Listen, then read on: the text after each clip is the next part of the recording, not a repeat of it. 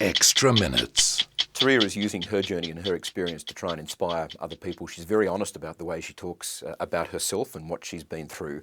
There's a pretty strong message there. She recently spoke at a school in Ulladulla on the New South Wales south coast where she grew up and where she went to school.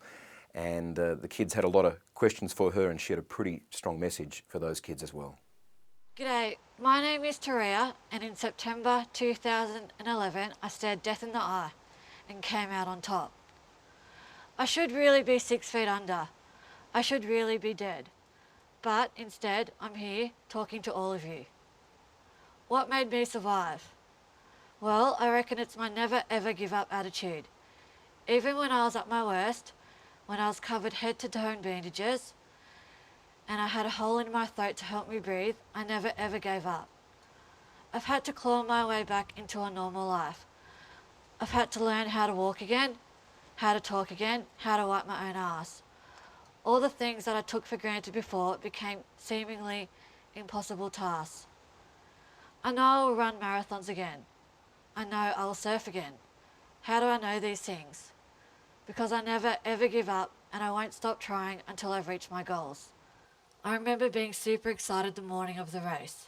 How was I to know that by 1 p.m. that day I would be engulfed by a raging fire? My memory of the event is a little patchy, but I'll tell you what I do remember. I remember running and being exhausted. I remember hearing what I thought were trucks on the highway. I remember looking up and being face to face with a wall of flames. I remember the split-second decision I had to make. Do I run up the hill, knowing that fires go faster uphill?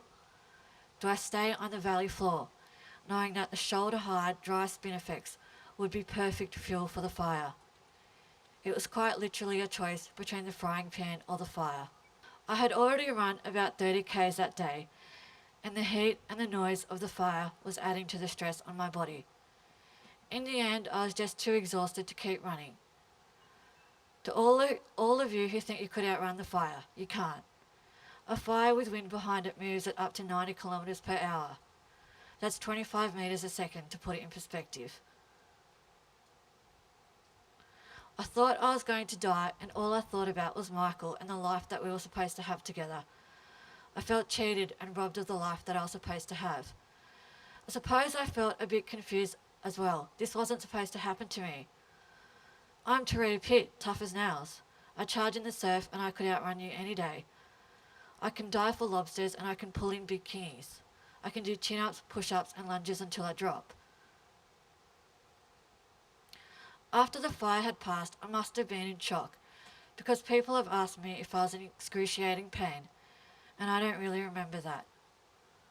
All I remember is the waiting and the waiting for 4 long hours, and the Kimberley sun burning my already burnt skin. The doctors at Kununurra put me in an induced coma, and I woke up a month later at Concord Hospital in Sydney. The drugs they were giving me for my pain must have been pretty good, because it took a while for the memory of the accident to sink in. I accepted my appearance and told myself that it would only get better and that one day I would be beautiful again. I focused on the things I could do, not on the things I couldn't. I'm not trying to say that I never lost it, or that I never yelled at Mum or Michael, because I definitely did do all of those things. But overall, I tried to remain positive and optimistic about the future. And what is there not to be optimistic about? We live in one of the most beautiful places in Australia. I've got great support from my family and friends, and I've probably got the best partner in the world.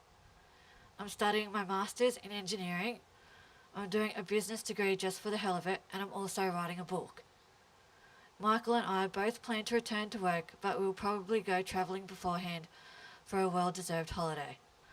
Life deals you some rotten cards sometimes, but it's how you play which is important. Thank you.